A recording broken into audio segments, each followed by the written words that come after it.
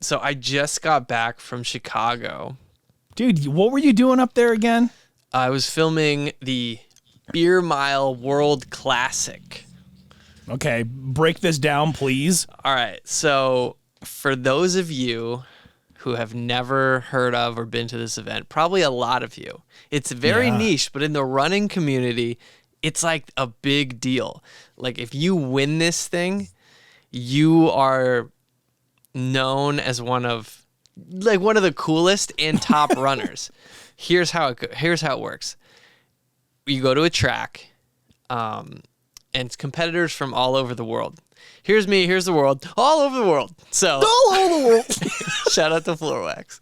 Yeah, please. There was teams from Great Britain and Belgium, I think Canada, US. You've got 4 laps. So it's like running the mile. So you run a mile just like in school or like an actual mile. But the catch is before the first lap, you have to drink a beer, show that it's empty, and then run your lap. And you have to do that each quarter mile. So you have to drink 4 beers. And it's not like you can run your miles and then drink. You have to drink. There's this zone. So it's a starting line, and then you've got this distance. And the smart guys, what they do is they pick up the beer and they like walk. So they never stop. And they're like drinking the beer, drinking the beer, finish it, run.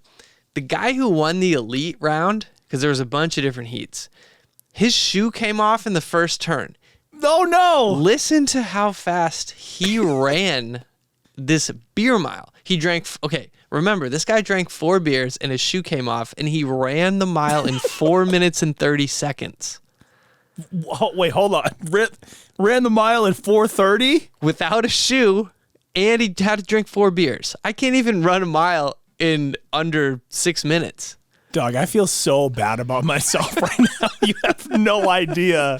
I like get to a good, speed walk, and it's like 20 minutes and 17 seconds, 1 mile.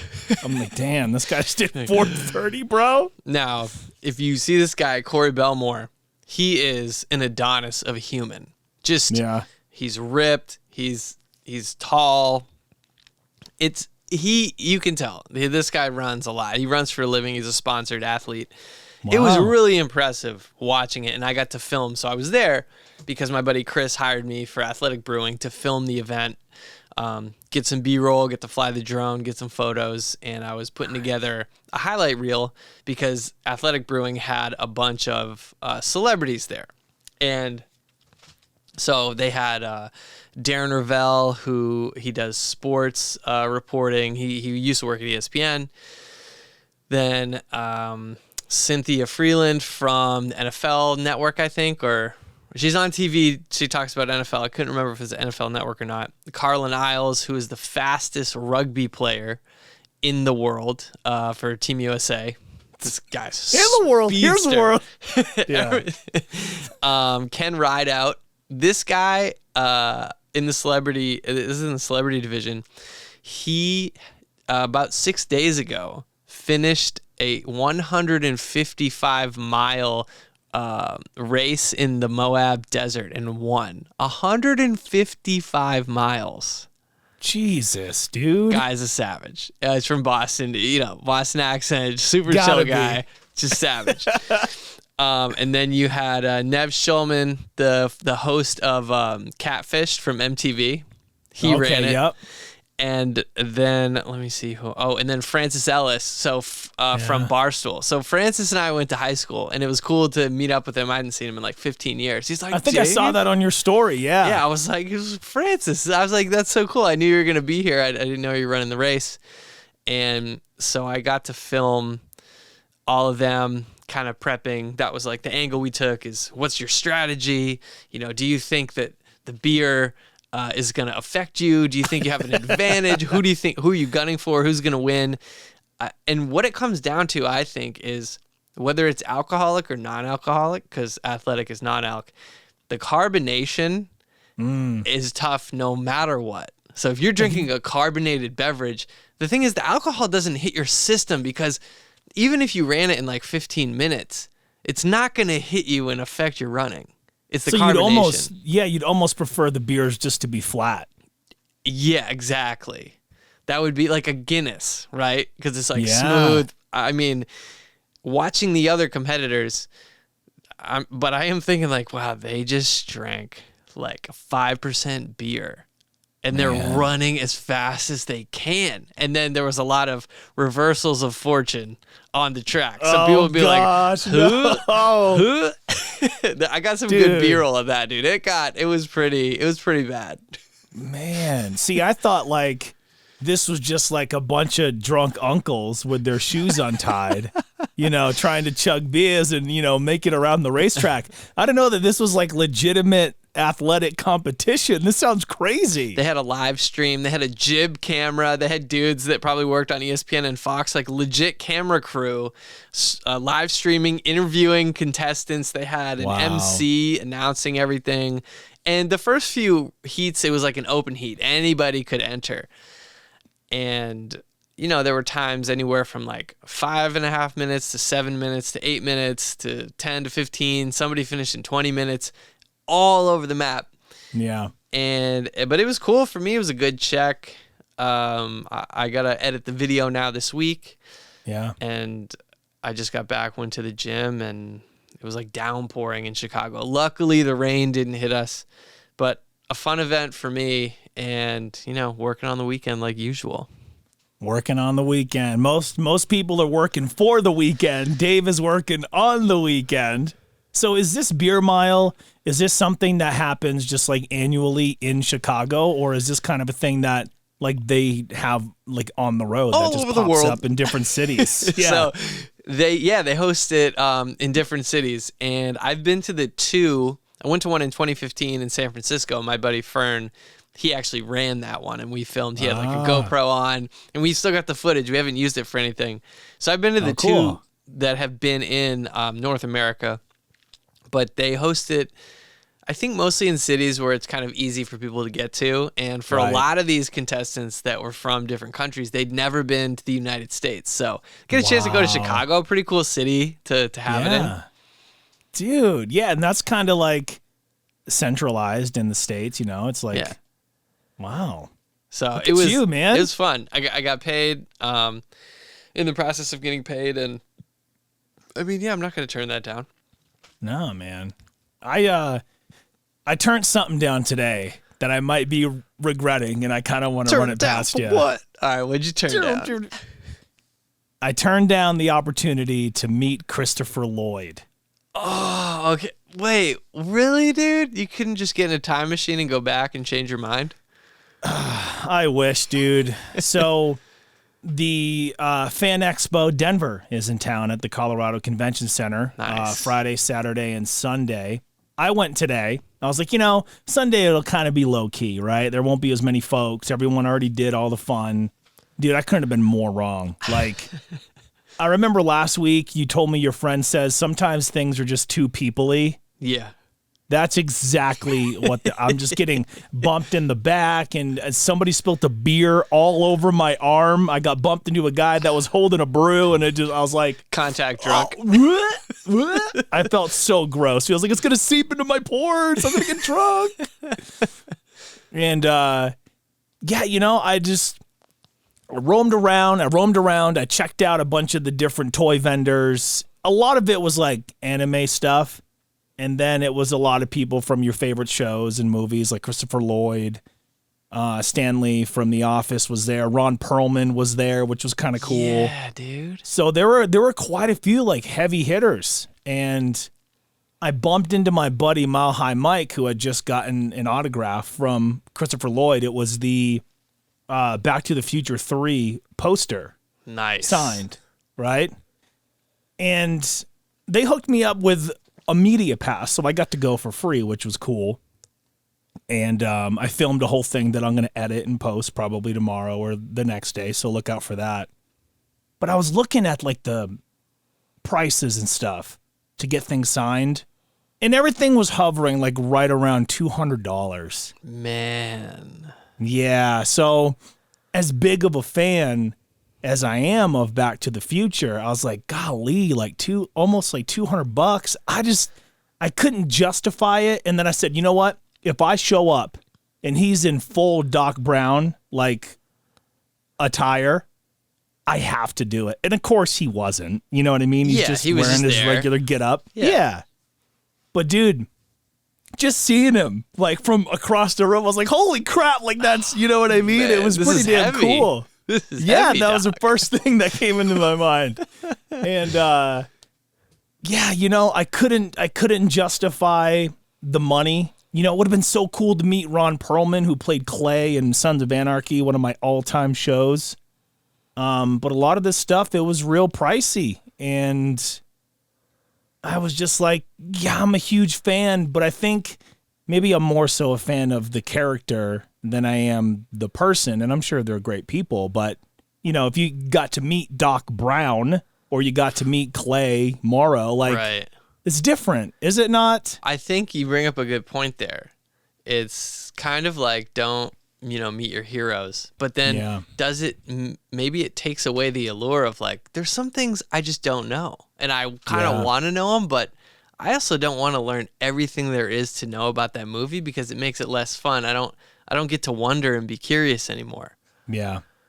Yeah, dude. The other part of it too is I understand that's a business, and for them it's like, hey, that's great. You can continue to get people to, sign. You sign for people, take pictures with them, and charge money because your time is valuable, right? Like you yeah. and me, if we were in the same position, we'd do the same thing. But for you and me, we're not in the position where we have all this expendable cash Right. to do that, because I know that if you were in a different position, you'd be like, oh yeah, of course I'm going to pay whatever it costs. Yeah. But we're on the we're on the climb. We're trying to be that person. Like we're trying to Yeah. be somebody. Right. You know, it's that saying, and I can't. Who did it come from? Maybe you can tell me. I think it was Conor McGregor. He said, "I don't wear a suit because I think I'm somebody. I wear a suit because I want to be somebody." Ooh, I like that. I was like, "That's pretty dope." You know. So I left, and I was kind of like, I could have met Christopher Lloyd. I could have done this, and then it's like, but then before you know it, you're like $200, $300, $400 like in the hole, and I'm like, golly. And then once I left, I said, well, if that was Hulk Hogan, it would be a no-brainer. I don't care how much it would cost. So you have like a couple people that you know. Yeah. All right, if I have the chance and it costs money, I'd do it. Yep. It's so interesting that humans, especially in America, we just value celebrity so much. And It's crazy. I'm not even saying it's a bad thing. I just find it really fascinating that somebody has done this thing like Hulk Hogan. He's wrestled forever. He's been marketed a certain way. We see him a certain way, and we want to be associated with that greatness. Yep. And then on the reverse, you're like, but as a person, it's hard to separate the two, because you Yeah. can say, yeah, but I like Hulk Hogan, the wrestler. I don't know Terry Bollea, the person. Right. And so am I meeting the character or the person, right? Like you and me, people know you as JR, the host of Hits, right. but I know you as my best friend. Yeah. And I can't see you ever as like on a pedestal, but people that don't know you have that parasocial relationship where, again, it's not a bad thing, but they just only know you as this character. Yeah. Yeah, it's interesting, especially when I get introduced to people as JR. It's like, okay, well, I'm not on the clock. Let's not do that. Because that's a lot to like always have to live up to. You know what I mean? But I don't know. It just kind of comes with the territory. And I think it was an interesting point that you said. It's like, well, I love the character Hulk Hogan. I don't really know Terry Bollea. It's kind of like that with actors. But then at the same time, I think in pro wrestling, the line is even more blurred. You're like, I love Christopher Lloyd for all his roles that he's played. But you're like, I don't know, Hulk Hogan kind of is the person and kind of is the character. Stone Cold kind of is the same. I don't know. You see him on his so Instagram blurred. and you're like, oh, he's just, that's just who he is. Even if he's Yeah. not doing a bit. Yeah. My buddy Ben got a chance to FaceTime with Stone Cold because Yeah? he had a friend who was at this winery, and his friend's like, "Hey, I'm here with my buddy Steve," and so my friend Ben is like, "Oh, that's cool."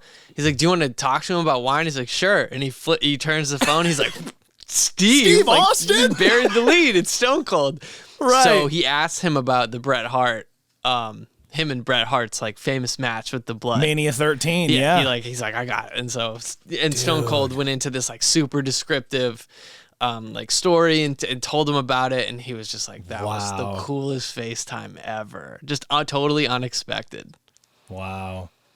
Yeah, dude, that would be unbelievable. You know, like at these different conventions, it's like, you know, the more fans, the more people these celebrities can meet, the more they're going to earn, of course. So everything is kind of just hurried along, right? Yeah. But when you get an experience like that, where it's like he's going to actually like sit there and tell me this story and actually like give me some real time, it's like that's invaluable, you know, especially for someone that was like, golly, man, like that's a hero, you know. If like, dude, I literally almost bought tickets this past month to go to, what is it? Daytona Beach, because I think that's where Hogan's Beach Shop is. Okay. And to like a race or to go visit the city? To go visit Hogan's shop that he has there. Oh. Yeah, he has his shop, and then he has a bar, Hogan's Hangout, where they do karaoke every Monday night, brother. I mean, the cool thing about that name is even if you didn't know, that's a cool sounding place. You're like, I don't know who this guy is, but I like this Hogan's Hangout. Yeah, so like every year, maybe once or twice, he'll actually like hold signings at his shop, and you can like go in there and buy, you know, belts and figures and T-shirts. And we got to keep you away from there then. You're going to go broke, dude. I wanted to do it so bad, but I was like, I think I was booked on that weekend, and I couldn't just, you know, and plus it's a lot of like, you know, it was so much money just for the meet and greet chance, and then for each item to get signed, and then I have to fly down there, and I have to stay, you know what I mean? Yeah. It would have been way too much. You and me both know the ultimate hack to meeting celebrities and athletes is work in the industry. And you and me have met so many people, and we're getting paid to meet them. And you get like you're like, oh, cool, I got a couple minutes alone with them. Let me ask like a question. And I've done it so many times, and they're like, wow, that was cool. Like, you're actually interested in like who I am, because it's a way to show respect. And I also think sometimes asking for a photo is one of the best ways to show respect, because they know, like, you know who I am. You probably want a photo. And they're like, you know, they're willing to do it if like they're not with their family, or they're not in a place where they're not ready to do a picture. So as much as you want to be cool sometimes and not ask for it, sometimes it's more respectful to ask for it. Yeah, no, that's a good point, because you could kind of, you know, build it up into your mind. Like, I don't want to be that fan. I don't want to be that guy that's like overbearing and I'm asking for the picture. And it's like, I don't know. I think some people are afraid to let their fandom be known, especially to the person they're a fan of. Cause it's like, they don't want to come across as like uncool. You know, that doesn't make sense to me. If you're a fan of something, I'm just out and open about it. I don't care. I like what I like. Yeah, but no doubt, man. You pick your spots. For example, like I've told you before, I was on a flight with Dolph Ziggler, and I was sitting next to Daniel Bryan. But the dude was clearly trying to get some sleep, and so I'm like, all right, this is cool. I'm just going to remember that this was cool and leave the man alone. Yeah. Man. That would have been tough for me to do. That would have been tough. I was like, can we just do it like a yes? Yeah, can we do like a yes? Like, I would have thought like, oh, can we film this thing and we can like. I had so many ideas, but I was like, you know, that guy gets beat up all the time just for his job, and he looks tired. Oh yeah, dude. Man, yeah, you're right. We've met some pretty damn cool people. You know, I remember DJing at the State Theater opening for the Chainsmokers. That was pretty damn cool. That footage, man. Yeah, and just being able to kind of just, you know, shoot the breeze with them backstage and just realize that they were just like super regular dudes just like I was and just like you are, you know? And one of the things that they said that really stuck with me was, hey, we're just trying to hang on to this as long as we can. And I think that's what everybody really is, like I'm trying to hang on to this radio thing as long as I can, and you're, trying to hang on to what you're doing. It's like, and I think that's really cool because it goes to show you like, oh, they're a human too. They work super hard. They caught their break, and now they're just trying to just hold on to this wild ride, right?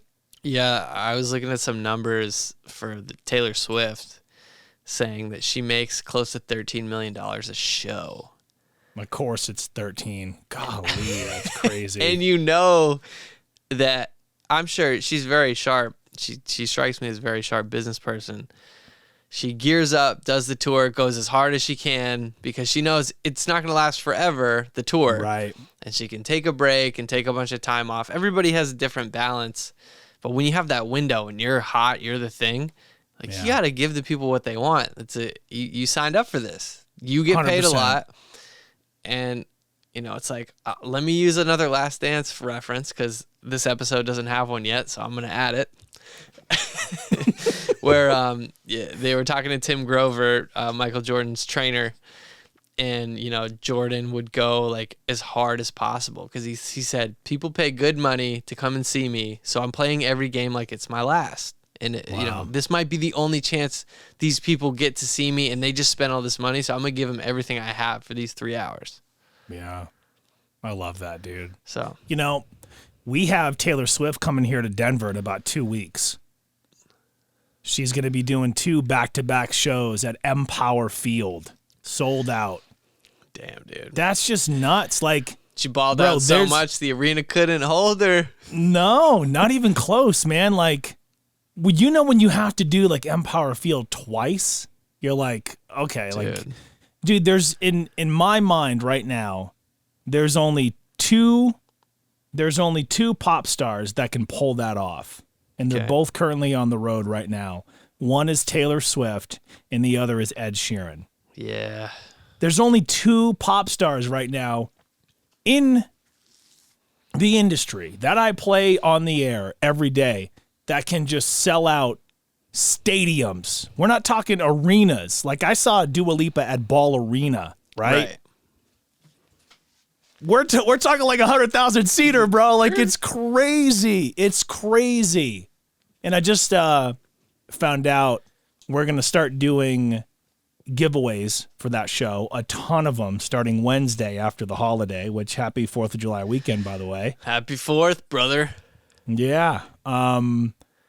So I'm pretty pumped for that to start, and I think I'm going to be able to finagle my way into the company suite at Empower Field to watch the show. My man. Yep, and I'm going for the food, brother. I'm really excited about it, dude.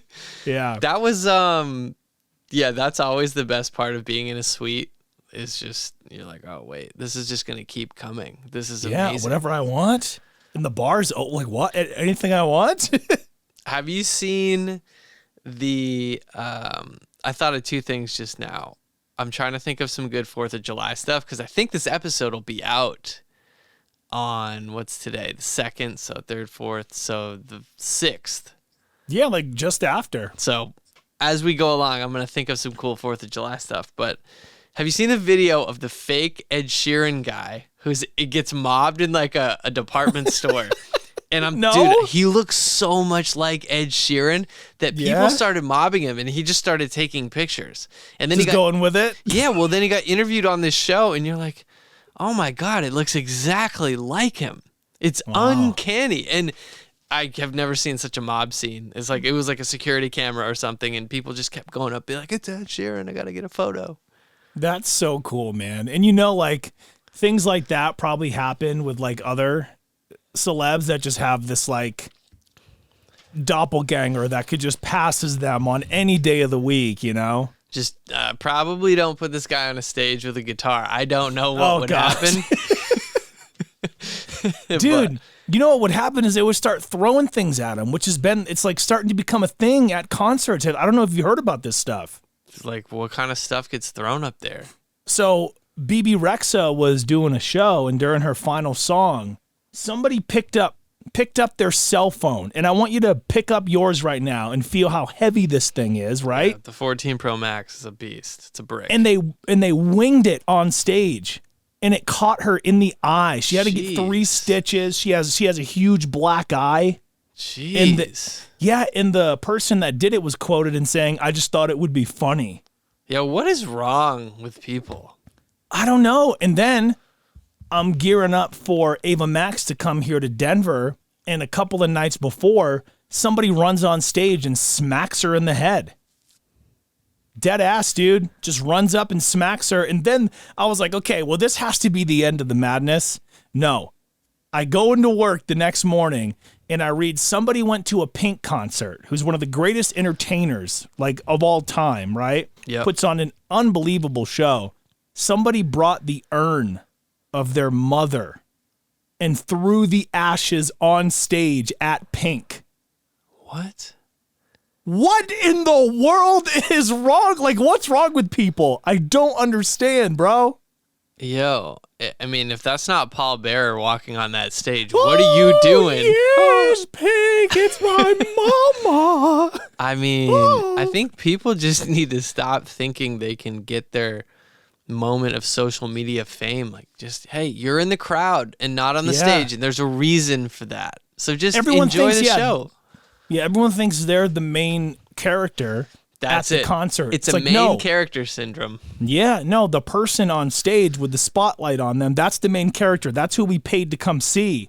I remember even going to see Dua Lipa at Ball Arena. Everybody in the pit was like having their friends film them and like trying to put on their own. I'm just like, we're not here for you. No. Like, what are you doing? And put your phone everyone down. thinks to them. Yeah. I mean, get a photo, get a video, I guess. I mean. But live it. Yeah, I want to watch it through my own eyes and have my own revisionist history of how things went. Because usually it's seen through rose-colored lenses and you'll think, I had such a good time. And it gets better and better as you tell the story more and more. Like every time we tell a childhood story, it either gets worse or it gets better, depending on the situation. Like I had to walk to school uphill both ways, barefoot in the snow. Yeah. Right. You never let the truth get in the way of a good story, right? Never. You got to embellish for effect. But in concerts, like I like going to concerts if I'm hooked up. If I got the hook up with you, or if I'm in like a good spot, or like we went to the Broncos game, that's cool. But it's too people-y. I don't want to have to. I'm at the age where parking is an issue, or I don't have room to move around. I can't get to the restroom quickly. Like I'm a little bit pampered now. Yeah, dude, I hear you. And this might surprise some people because of what I do for work, but I'm not a big concert person either. I never have been. I'd much rather listen to the record the way it was recorded, the way it was intended to be listened to. Very, very few concerts do I actually want to go to myself. Like Dua, of course, I don't know, man, and that's really kind of it right now. But the other ones, it's for work. Dua was still even work. When I go to Taylor, I'm going to be there working as well. Yeah, but, you have a different focus. Yeah, so it's not like, okay, I'm saving up my money, I'm buying a ticket, I need to hear all the. It's like, no, like, I mean, I'd rather go see like a DJ play. With with the cool light show and the pyro and Last night we were at Barstool's bar in Chicago, River North. Yeah. And we had a hookup through somebody, and it was perfect because me and Chris are both in our mid-30s, and we're like, oh, good. There was like a little VIP section, great layout for a bar. And they had a DJ, and we're like, okay, it's kind of loud, but we're in this section where we can hear each other talk. This is great. Yeah. I'm in my 30s. Yeah. I'm not trying to mix it up out there. No. We love it. And the DJ was throwing down some like stuff you and me would like, 2000s jams, hip hop. We're like, all right, we see you. And once he noticed that we liked it, he kept playing those kind of songs. Oh yeah. Yep. If you a good DJ who can mix, I can sit there for hours. Yeah. There's this clip that's starting to like really pop up, everywhere I go. And I don't know the name of the show that it's from, so you'll have to forgive me for that. But one of the guys says, you know what I hate most about DJing? What's that? Is that it looks like it's easy. Man, ain't that the truth? Is that it looks like you're just up there hitting play, drinking, talking to people. But it's like, I can't tell you how much anxiety I get before, during, and even after a DJ gig, dude, because your mind is spinning a mile a minute. You're 3-4 songs ahead. Mixing isn't easy. Like, you got to really take time to learn this, and then how to read the crowd. Okay, this worked. Let me give them a little more of this. Okay, this didn't go the way I thought. Let me pull back here. Okay, let me try. It's like, man, it's a million different things running through your mind. It's almost just like, playing Tetris, they said, on like expert level. I've seen it. I've seen you DJ many, many times. Filmed it, been there, hung out, photographed. And you can, on this man's face, I can watch the emotional roller coaster just happening. And by the end of the set, you're always so exhausted. That's why we've always had the rule coming back from the club, no music, silence. None. No podcast, no talk radio, no conversation. Yeah, like nothing said because your ears are usually just ringing. Ringing, dude, yeah. Bro, it was getting so bad, like on the last prom tour I ever did in 2021, I had to start wearing earplugs the whole time. Smart. Yeah, because it was so god dang loud. You had a lot of speakers.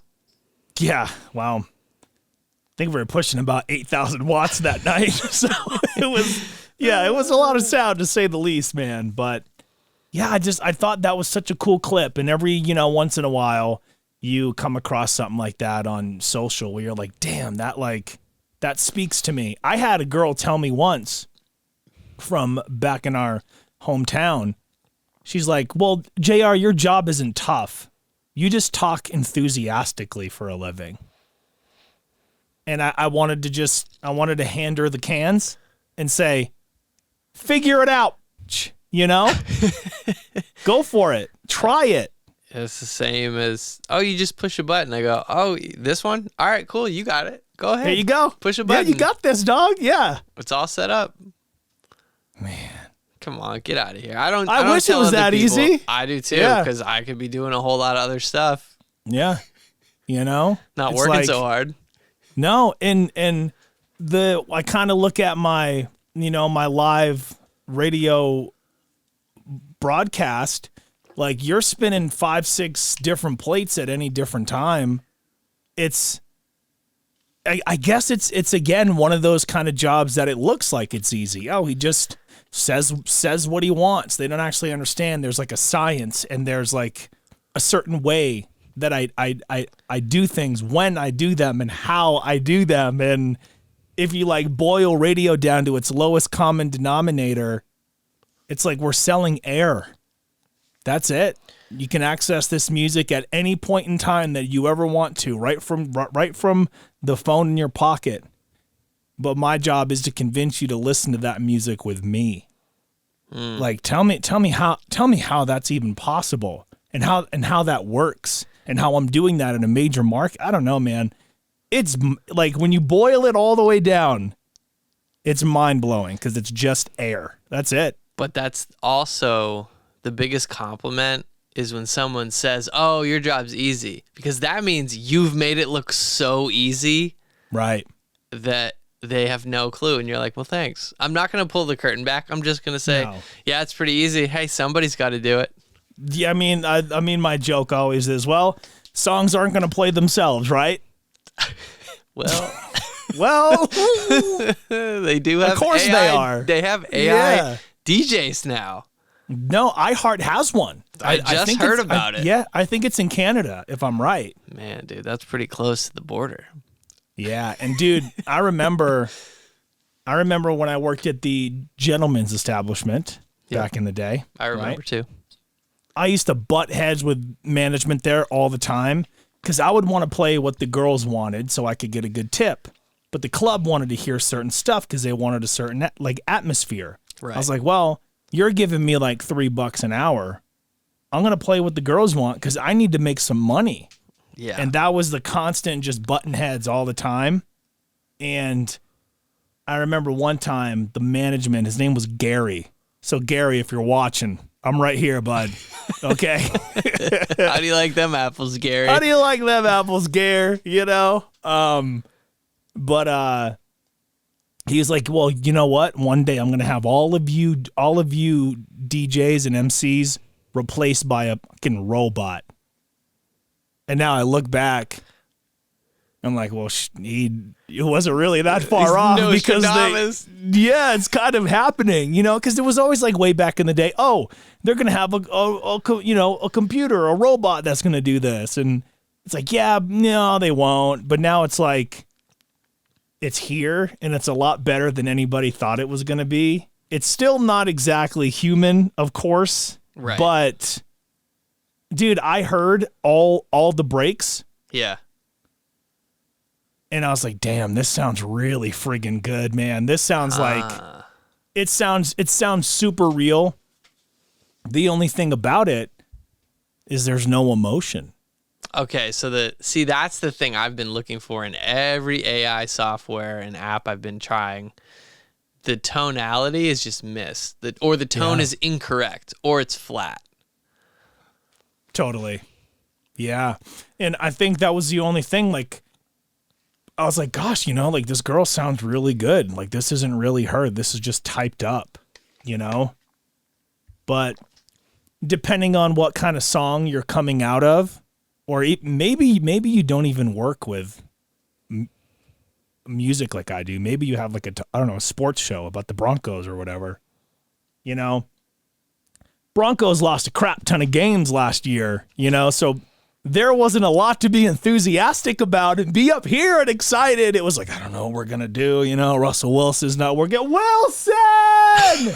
Like, it's, you know, like the team was just really bad. So, yeah, there's no emotion to it to try to convey to the listener, you know, how that personality is feeling. Yeah, you just can't. You can't add layers to a joke. You can't hear the sarcasm. Like the Wilson clip, the AI doesn't know that that's a cultural reference. Oh, that's funny because Russell Wilson and Wilson. Oh, right. That's human. Cannot compute. Compute. And that's why when we make jokes, or inside jokes is a good example. When friends have inside jokes, like you and me have tons of them that literally no other people except you and me know about. Yeah. So AI would look at that and they wouldn't understand because there's no context for it. Right. Yeah. It's a wild thing, man. You know, some of the AI from like, you know, where it can, if we wanted it to, it could cut together this podcast for us. Sure. And I've watched it work and it's kind of crazy, you know, but it's like, those are kind of, all right, like for example, when you cut together this show, it's like you kind of have it all set up in your mind. You already have your template. You know exactly what to do. It's kind of just tedious, mundane stuff. All right, this person's speaking, they're speaking, this is happening. Yeah. But the AI will do all those mundane kind of, you know, annoying tasks for you. But what it can't do is do the show for you. It can't express how Dave feels at this moment in time. Like it's by humans for humans. Yes, for us by us. Boo. We out here, bro. Yo, I was one of the only kids that had FUBU socks, like shirts. Man. And some of my friends, like, they just didn't get it. And I'm like, I'm hip hop. That's what I like. Yeah. They have FUBU, so that's what I want. Yeah. It's simple. Nah, I hear you. I used to have a blue FUBU shirt, bro, with like the matching sweats. Man. Yeah, it was something else, man. Those sweatsuits back in the day were something else. I just remember the Benzino Rock the Party music video, and he would talk about velour suits. I saw a few, but most of the dudes wearing those velour suits were sweating right through them. Oh my gosh, dude. Yeah, it's Can't like, wear bro, that to the club. No, it's the middle of July. We're in the old port. Like, I get we're near the water, but you're sweating right through that thing. I just see in my head like a bald dude with a maroon velour suit and one of those white Kangol hats with like a chain, just like, hey, how you doing? How you doing? Man, yeah, those were something else, dude. I used to have ones like that were that would match my sneakers. It was Fat Farm. I don't know if you ever wore those. Yep, I had Fat Farm. Wasn't that Russell Simmons? Yep. Yeah. And you used to take out the laces and get the fat ones because it was Fat Farm. You needed to have the fat laces. Yeah. And dude, I mean, at the time, way back in the day, and we're dating ourselves, of course, but bro, you had to have a pair of Fat Farms. They were dope. That was prominently featured, I feel like, in the Missy Elliott Work It video. And they all had the sneakers with the jumpsuits, and that was a time when you saw a music video, you just culturally knew. You're like, okay, that's cool. I need to buy that. Yeah. And we were me and Chris were in the airport today waiting for our flights, and he sent me this tweet about, Sports Center used to be this cultural, like, I don't know, this like cultural thing that everybody could relate to. We all watched the same show. It was airing at the same times, depending on the coast you lived on. And the top 10 and all the things the guys would say. And all the things that would be said. It was like if you watched a Happy Gilmore movie, the quotes. So this is what everybody was using. But nowadays, there's thousands of sources to get the same clips from. And people are just sharing and reposting. And it's not culture anymore. Like, Sports Center is a cool show, but it's not the place where you can get culture from. And I think it's getting all watered down because we all have really subdivided what is cool. We all have very specific niche things. Yeah, I'll tell you, dude, probably about mid 2010s is when I kind of gave up on ESPN and I stopped watching the debate shows and I stopped watching the Sports Center stuff, and and it wasn't that I even made the choice. Like, I'm done watching this. It just kind of happened. I kind of just fell out of it because it wasn't giving me what it used to. Wow, it wasn't what it was used to. So, I want to shift gears and talk about the 4th. So, I've got actually I have no plans on the 4th right now. Probably just going to be around here. Maybe go Eastern Prom. I know we went and saw the fireworks up there one time. But then after, we're all going up to the house in Bar Harbor, the fams, to go hang out. And you remember we went up there, did some lobster, and had a little fire, and I cracked a couple brewskis. So 4th of July, what are you doing? Man, I didn't have plans up until yesterday. My buddy Mahai Mike hit me up, asked me if I was going to Fan Expo, and I said, yeah, I'm going to roll through Sunday for a little bit. And he knows that I don't really know many people out here. I'm kind of new here still. And he's like, hey, I'm going to have over my son and my brother and my family, and we're doing this cookout. Like, we'd love for you to come. Let's go. Yeah. So I've never turned down free food in my life, and I'm not about to start now, Dave. No. If I can get some burgers, a couple hot dogs, like, I'm in, bro. So, yeah, I think I'm going to roll over there, and he's like 5 minutes up the street, which is cool. So that's what I'll probably do. As far as fireworks shows, I think they said there was like 91 different fireworks and drone shows happening in and around Denver, which is kind of crazy. And there's a fireworks show happening outside while I'm trying to record. Shut up. Amazing timing. Just amazing timing. It really I feel is. like you could sit on your porch and just, all right, something's going to be up in the sky. I'm just going to sit here and watch. That's what I was just about to say, because last year I was able to sit on my deck out here and I could see the different shows from around town. Yeah. And it was kind of cool. Like, not like up close and like, oh, wow. Yeah. But like from afar. But it was still cool, What, like, yeah, I think that's it. I'll probably do a little of that and then come back here and edit and watch the fireworks show. And I'd much rather be, hitting up the prom and doing all that with you guys. But what can you do? I think that's my first choice. But I may just stay back and hang at the house because I mean, I'm good. I don't have a girlfriend, so I don't have like a person Yeah. to go with, and it's Sea Dogs playing? it's people-y. Oh, you know what? I need to check because that would be brilliant. You did the little extra fireworks. And by the way, they still have the lighthouse go up when they hit a home run. Do they? Yeah, that's my favorite thing. Yeah, the reason I thought about them, I was like, well, you get the game and then you could get the show after. And somebody commented on our somebody commented, and you can have a couple brewskis, a Sea Dogs biscuit, do the speed pitch. It would be like a good time. I'd be totally down for that. But in our last episode about all the different main commercials, somebody commented below. And they said, Portland Sea Dogs, baseball the way it should be. Portland Sea Dogs. Yeah. Now, hold on. We learned about this, and that was a jingle they had pitched to a ton of like AA, AAA teams. So it was literally insert name here. It was not specific to the Sea Dogs. Like, that was any team.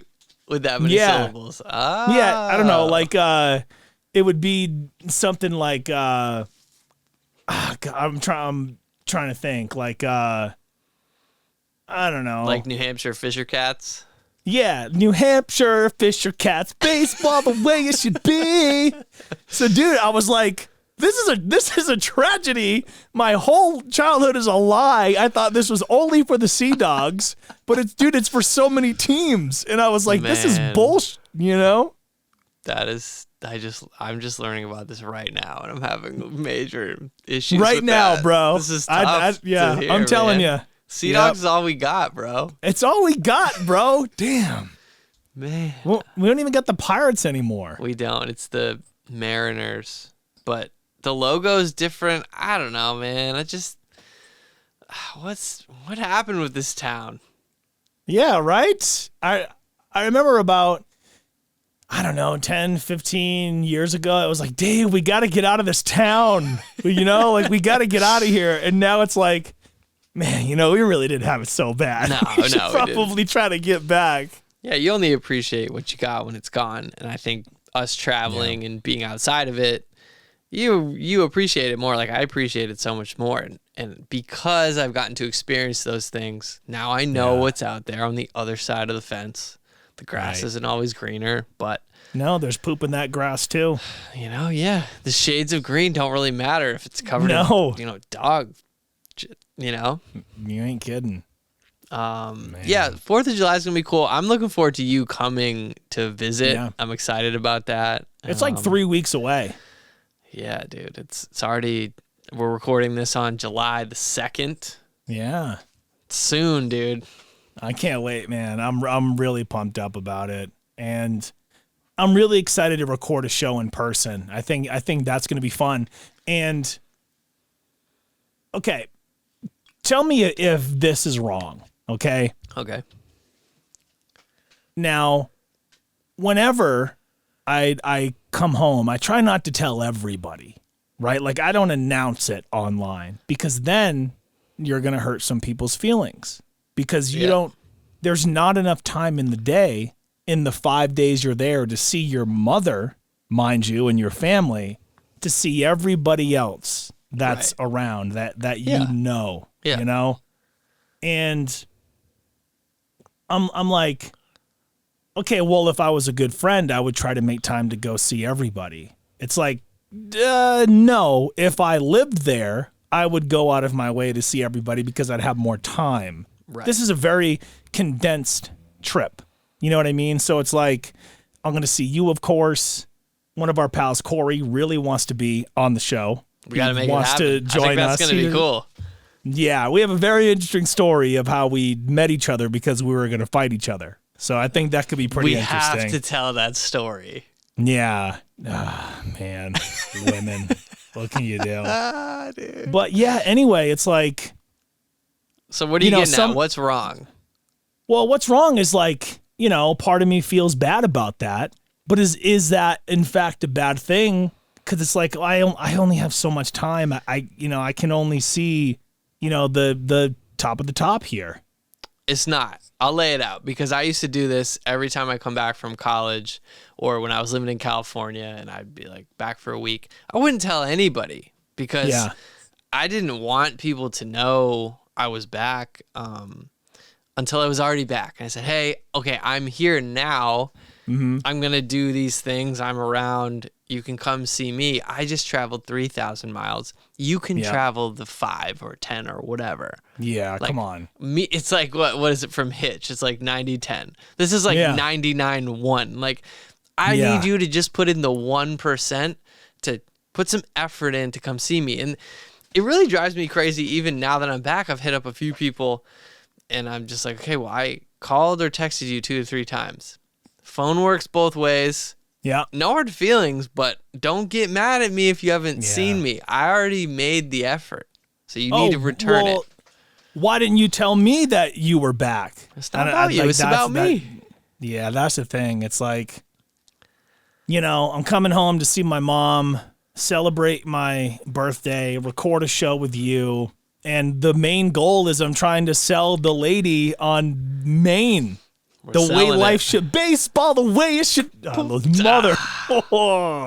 Dude. I'm trying to sell her on eventually, coming back to Maine, doing small town radio, buying a house, starting a family, getting engaged, like all that stuff eventually, and I just think Maine's the best place to be able to do that. And we'd have a great support system right there. So that's kind of the secret. And again, she does not listen to this show. We can say whatever the hell we want. I'm thinking this the whole time, like you saying, I'm coming back to Maine. Like you already told me when on the show, the dates. Yeah. We have a real specific audience right now. This isn't some big deal. Although I can't get into the details, but recently I had this crazy call from a pretty influential person that has been following our show, and I had no idea. Isn't that always the weirdest thing? I'm like, you listen to the show? Okay. Yeah, I've had people reach out and say, "Hey, I'm up to episode 11. I'm up to episode 20." You're like, what? I'm just like, "You've listened to that many? What?" They're like, "Yeah, cool. Every time I can, I have it on." Like one of our pals, he has to drive a lot for his job, so he's listening all the time. Our pal Wade is in the kitchen whipping up some food, listening to the show. It's just like, that's cool. It feels pretty damn cool. That does feel cool. Yeah. Hey, Hangin' so with like homie, right now we're in the kitchen. Wade, what's up? What are you cooking right now? What are you cooking, dude? I remember when I came home last year, he was cooking at some place and decided to make me something that wasn't on the menu. Yo. For some reason, I never knew this cut of steak existed. But it was a Denver cut. That's what it was called. There I was you like, go. This is not real. He goes, no, this is real, and I'm going to make it for you. It was delicious. I can't believe Wade can cook it all. The only time I ever remember Wade being in the kitchen is when he would steal my mom's last Pepsi when everyone was asleep. And then when she woke up, it would rain hellfire and brimstone, dude, until she found out who it was. Dude, it's like, just go get more. No, we're going to find out who it was, No, we're Jeffrey. finding out which one of you. And she's holding the shoe. Yo. And it was always Wade every time. Well, he's making up for it by chefing it up for people all over Portland. I think it's in Portland somewhere. Yeah, I'm trying to recall. Well, I would say if you visit Portland, you definitely have a high percentage to taste some of this dude's like cooking, master cooking.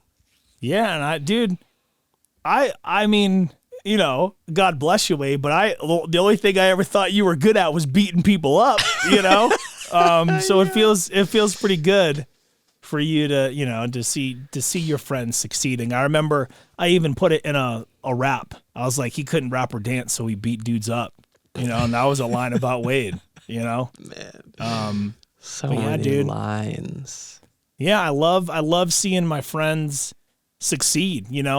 Big shout out to Hazard. He just got a promotion at his job. Let's go. And he's getting back into the ring more and more and more, which is great. Gotta see him doing that. That was like, I had this conversation briefly with Francis at the beer mile because I hadn't seen him since high school, and he's Ryan's grade. So him and Ryan were better friends. And I was like, dude, even though I haven't talked to you in years, it's been really cool to watch you grow and random people know you. You have a huge following. You know, you've been on Barstool. You're a stand-up comedian, multi-talented.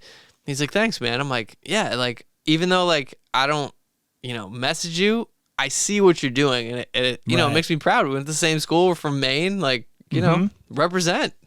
Dude, and us Mainers got to, like, stick together. We you do. know, like, that's no joke. You know, it's, anytime I see somebody from Maine that is, like, really going for it and doing something and bonus if it's somebody that I know. I'm like, how can I help? Like, let's go. I love that stuff, dude.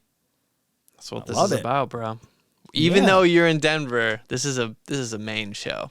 Yeah, and I think last week definitely proved that. But yeah, dude, I think last thing I remember about 4th of July growing up in Maine is my dad and his hooligans would always drive up to New Hampshire, and they would take back all these fireworks when they were illegal, and they'd come back with like the big New Yorker. They would have like the Statue of Liberty, Bob. They would have like all these different packages, and I remember one year playing with a M80 when I was a kid, dude. And I didn't let go of it in time, and it blew up right in my hand. What? And I'm lucky I didn't lose any fingers or anything, but my whole hand was charred and burnt black. I can't believe you survived an M80 exploding in your hand. Yeah. That's nuts. Yeah. Dude, I never knew that about you. Yeah. Well, you probably never knew either. One time I ate a whole pack of cigarettes. Wait, are you just making stuff up to get views dude, now?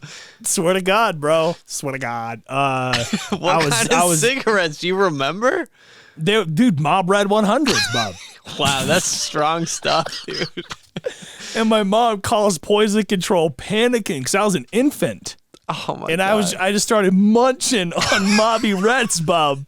And she thought, I was like, oh my God, I'm going to call poison. We got to bring him to the hospital.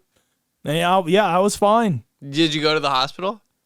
No, the poison control ended up saying, I mean, that's not good. It's a lot of nicotine. It's probably why I got my hookah addiction to this day, Ma. Jeez, dude. Thanks a lot. Took down a whole pack, bro. A whole pack of Mobby Red 100s. Jeez, dude. You're like, I could see you like 1 year old. Yeah, I've seen some stuff. Yeah, it's a rough world out there. This kid's 1. He can talk. He's seen some stuff, this kid. That kid was a Nam anyway. Dude. Have you ever hurt yourself messing around with fireworks? No. But we definitely have blown up tons of action figures. We used to have the Roman candle that would stick in the ground, and you get the long what is it called? The wick. The wick, yeah. There's a better name for that. And so the fuse. So you light the fuse, and you'd have the action figure like a G.I. Joe taped to the rocket, and you just watch it go and then explode, and the parts would be all over the yard. Dave, that's messed up, bro. We were like Sid from Toy Story before Sid from Toy Story. Bro, he ripped your gimmick off, is what happened. He said, I need a gimmick. Hey, I need a gimmick. Hey, well, that's a story for another day. Yeah. Anyhow, man, let's see here. So we got, 2 more shows to do before we get to do one in person? Or do we have one more and we want to hold off? Or how do you foresee this playing out? Because I'm going to be there in less than 3 weeks. That you are. I'm going to pull up my Google Calendar and see. Good thinking.